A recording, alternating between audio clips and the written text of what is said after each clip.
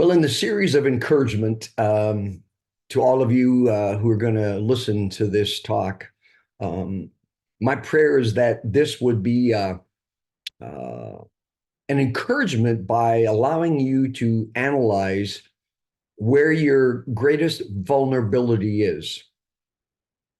You see, we want to strengthen a life. We want to build a life. We want to encourage you as individuals to grow in your faith, to grow in your uh, character development, to grow in your relationships, to grow in your integrity. And we also want to overcome relapses. We want to stave off relapses. We want to um, prevent relapses. And as most of you would be aware, I've been helping men recover from addiction. You know, a lot of people recover from addiction, men and women, for quite a few years, and and I have looked close at what when a person relapses, you know, goes back into PMO or whatever, when they relapse with compromise and their spouse is all hurt and upset again, when they have some version of a relapse, I've taken the time to try to understand what was behind that, what happened, what's going on, and so what I found, and I've described it as slow erosion, that it's not something that just kind of comes on and surprises them. There's a deterioration of values, a deterioration of commitments, a deterioration of commitment and effort, possibly too. And so I want to help you understand the nature of relapses. And there's an opportunity for you to, at the end of this, say, okay, well, of these, I got 11 different things that kind of trip addicts up. Of these 11 things that you can look at, okay, I'm like the most vulnerable on these three or these two or whatever, right? And so it's an opportunity for you to honestly look at, where you might be vulnerable, where you might have the propensity to slide into a relapse. And so that's where we're going. Understanding what's behind your relapse as you push hard towards recovery. What's behind this collapse? Why do good men fall? Understanding the potential liabilities in recovery could save you a world of hurt. If you saw there's a danger and you step back away from that danger, that would prevent you from getting impacted by that danger. And so that's kind of what we're after here. We're after a real desire for you to stave off recovery, that you would be wise and you would be attentive to these kind of things, and that you would honestly admit where you think you're most likely to let things slip, to let things unravel, that you would use this talk to be a chance to prevent or stave off any kind of future relapses. And matter of fact, you can look back at any relapses you have had and likely see some of these factors of erosion. All right. And so you maybe have heard the expression, what is your Achilles heel? This is a part of Greek mythology.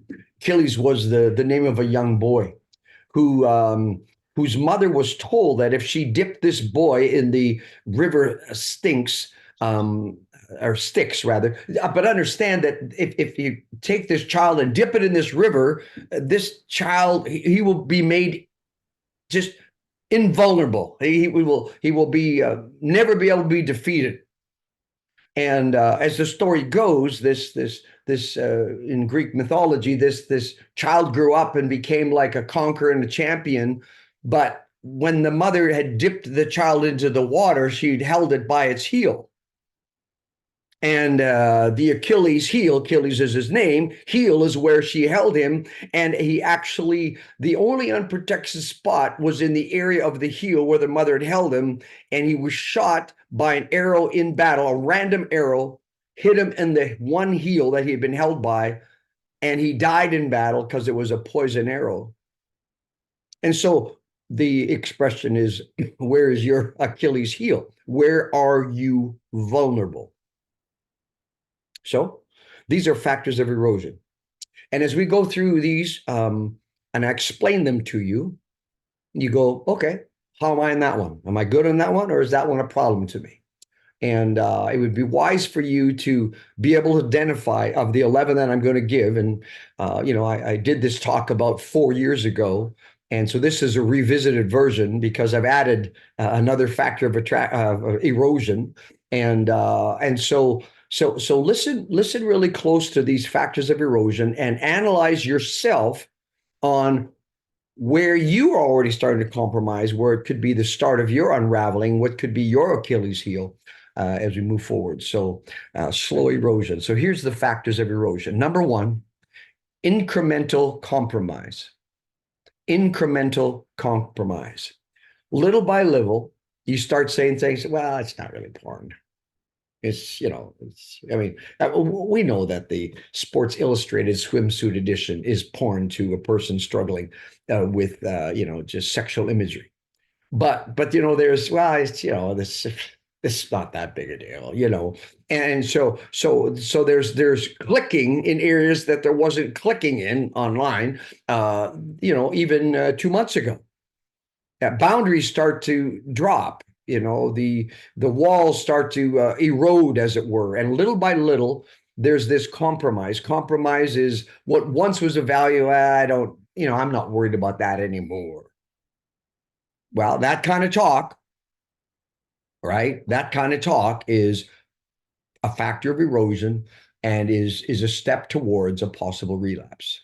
Number two, some people who try to work through their addiction never work through the hurts of their past, their unresolved baggage. And so these demons undealt with come back and haunt us and destroy us and discourage us. And I have a whole talk that I've done on soul wounds and the things you need to work through, because those deep soul wounds, hurt inside that you carry, it cripples you in recovery. And so these soul wounds, as they're left festering, the past comes back to cripple you because it hasn't been resolved. And so if you have not done a deep dive into some of your own hurts in the past and say, well, that happened long ago, it's not that big a deal, it's not affecting me now. Yeah, right. It still from time to time comes in and chokes you out and takes away your freedom to think clearly. Thirdly, the third factor of erosion is increased laziness, or I might even say a return to laziness. You see, in the past, in the area of your compromise and your addiction, there's been no restraint. There's been just a whole lot of do what feels good. And it's been kind of do what I like, do what works for me, etc. Right? And so the person in recovery starts with the hard work journey, but they start to fade away from the hard work of recovery. They lack the commitment for the consistent effort that's needed, and other priorities win over staying focused, or frankly, no priorities win. They're just getting lazy. And so, if you find yourself, I used to do this much, now I'm just doing this much as far as recovery work, be careful, because that's the seeds upon where relapse grows. Remember, I work with a lot of different men. I've worked with, likely half of this group that's on this call, and, many in the other groups, and then many who aren't here now, some of which are doing well and fully recovered, and some who have blown the coop and they're in a real mess and then they don't want help. but they're discouraged and they're in a tough place. Fourthly, foolish self-confidence. And this is where the pride starts to get in the way, where they start to think, "Oh, I got this now. I got this. Yeah, and this independent spirit, they they're actually overestimating how far they've come, and I mean, uh, this idea of rugged individualism and this sense of uh, personal confidence that they've got this is a dangerous thing. And they don't respect the addiction's deep hold on them, and so they yeah, I don't think I need regroup anymore. After all, I'm 5 months clean, and this was a really good help. Thanks, Dave. Thanks, Dave, for all the great input you've given me. This is really great. I got this now, and only to be called 2 months later by the wife who's crying because it was the Achilles heel was saying, "Well, I got this." Number five, um, incomplete victory. And in this case here, the person who's wanting to recover from the addiction did not work to secure a complete victory. They're doing better, no doubt, but doing better is not success. You see, if you compare it against, what you used to do, you're doing better by just showing up to regroup. Great. But doing better is not success. Doing better is not freedom. See, why don't you finish the program? Why don't you do what it takes to complete the plan? And, if you work hard, I would estimate that, most of you will be able to, likely by 18 months, have gone through the 12-step program, got yourself well over a year clean, and, I've dealt with your soul wounds, and you've rebuilt trust with your spouse. But you've done the work, and complete victory is possible. And we've talked about what is a healthy exit strategy. Look that up in our list of videos. Exit strategy to regroup. What's the healthy exit strategy? Well, it's clear what that includes. But what happens is people are doing better, and so they don't push through. They don't finish. And frankly, sadly, a young man that I challenged to say, "Hey, listen, just give me a year or so of your life, and I'll help you put this behind you forever. Let me help you get this behind you forever. You don't want to be a father and a husband that continues to relapse and let your addictions beat you up." Well, frankly, sadly, he's got this now. He doesn't need regroup anymore. And you know what happens? Didn't secure complete victory, and slid back into addictions. And yeah, won't come back to regroup because there's a shame and embarrassment in the whole thing. But they didn't secure complete victory. And here's a great question, to whether it's me or one of the other counselors or your pastor. Just say, "Hey, ask me this question. Do I have complete victory, and what does it look like?" And then answer that question to yourself and to someone else who knows you and you trust. Uh, Number six, self-justification. And uh,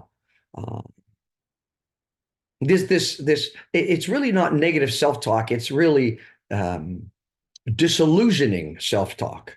Uh, Negative self-talk is, cutting yourself down. So that was a poor choice of my words in the notes there. But to say, "Look, I'm way better than I was.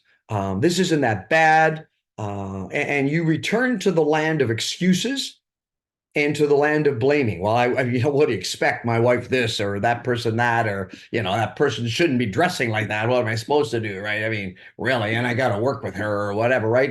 Like this justification, this excuses, um, and there's just a real need to step into this world of explaining away the erosion. Number 7, growing dishonesty. Lying returns, because remember, most people who are struggling with porn or sexual addiction or love addiction, most people are also struggling with lying. They've lied to themselves or others. And so dishonesty is just part of their world. They live in the land of secrets. They live in the land of withholding. They're as addicted to lying as they are to whatever their addiction is: porn addiction, sexual addiction, love addiction, drug addiction, whatever. And so they start with the half truths. They start withholding the whole story. They start lying about anything. And old patterns of deceiving others are really hard to break. And if you're not sharp and on it, you will find yourself starting to lie again and again.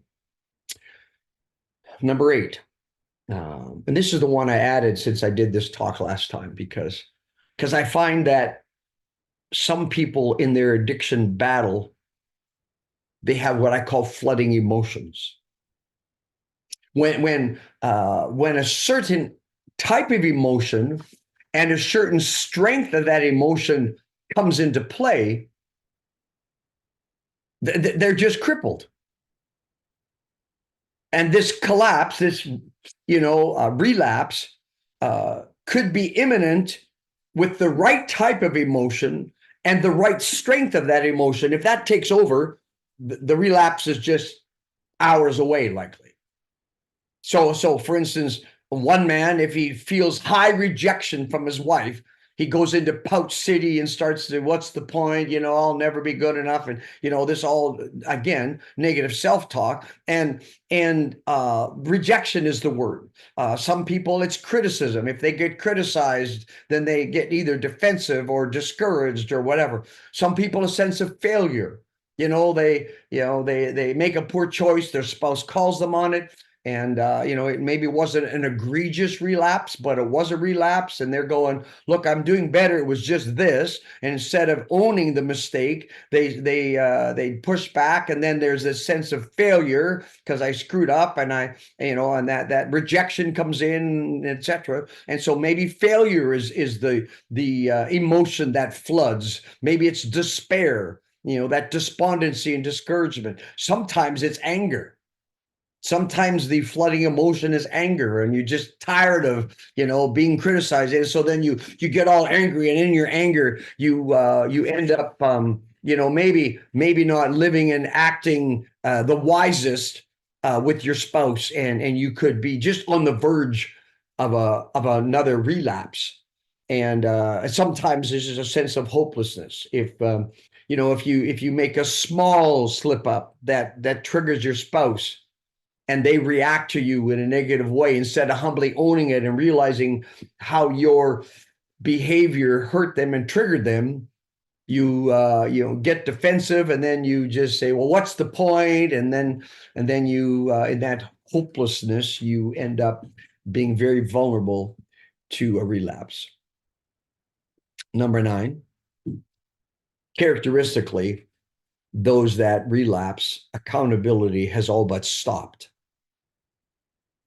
I don't need to report all clear anymore. I don't need to be checking in with other people. I don't need a wingman now. I'm doing better. And you're saying that to a guy who's 42 years in meeting weekly. I'll meet tomorrow morning with my accountability partner for another 90 minutes. And we just started studying a new book together, and we're continuing to pray for each other, encourage each other, talk about our struggles. And that's not because it's addiction recovery. It's because it's a life that wants to be examined and grow. Accountability shouldn't stop. Matter of fact, part of your recovery plan, if you're going to have a proper exit strategy from regroup, is you have who you're going to be accountable, how are you going to maintain this victory, what are the checking points, etc. But accountability doesn't stop. Accountability becomes a way of life. that you live accountable, that you live in the space of someone who you give the right to ask the hard questions. And yeah, so, but when accountability stops, when you stop checking in, when you stop opening up, problem. Number 10, avoiding connection. Group attendance and connection stops. You start skipping regroup more and more, or stopping altogether. And I mean, look, there's a time that you can finish with regroup. Go and listen to the video, a proper exit strategy. Keywords: exit strategy from regroup. And it tells, what would be a healthy, responsible way to finish up regroup. But people who are skipping it more and more, and they're here for 2 weeks, and then they skip 3, then they're back for 1, and they skip 4, and then they had some little bit of danger, so they're back for 3 in a row, and then they skip again, just make a commitment to be here all the time, because avoiding connection and avoiding the group and skipping. And even on top of that, not reaching out when you're struggling. So you're not encouraging others. You're not connecting by encouraging others. And you're certainly not letting them know when you're struggling, so that you struggle alone and you haven't learned the value of incorporating others in your recovery, that their encouragement can be a gift to you. And listed last, but certainly maybe should be listed first. At the heart of recovery, at least as Regroup looks at it, is a growing faith in the non-negotiable difference that Jesus makes. And most of you have taken a step to embrace faith. And some of you have roots in faith, and you've known Jesus for a long time. And you are using this opportunity to deepen your faith, to increase your Bible reading and prayer, to deepen your walk with the Lord. And this rebuild of faith, you see, it's just for this season, I really focus in on growing in my faith, and then I'll go back to what I used to do before. No. Listen, reading your Bible every day, praying with your spouse every day. That is part of life moving forward. I mean, my wife and I prayed together last night, and we will again tonight. And rarely a day goes by that we don't pray together. I'm right now, I'm in the book of Proverbs, studying Proverbs, and excited to continue to grow in my journey of being a man of faith. But that daily surrender to God, putting Him first, if that stops happening, the erosion is coming. And so your devotions start to be skipped, prayer times become less regular, you may skip going to church, and just your whole faith journey and your whole belief journey starts to erode. And there's the final. I'm sure there'll be more. I'm sure, when I look at this 3 or 4 years from now, I'll end up, basically saying, there's more that I find people struggling with. And so yeah, you have an opportunity now, after hearing these 11 factors of erosion, to look at where your Achilles heel is, where you are most vulnerable to having a relapse. This is Relapse Prevention 101.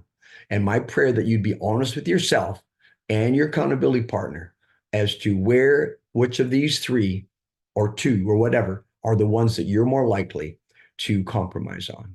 So God bless you as you sort that one out.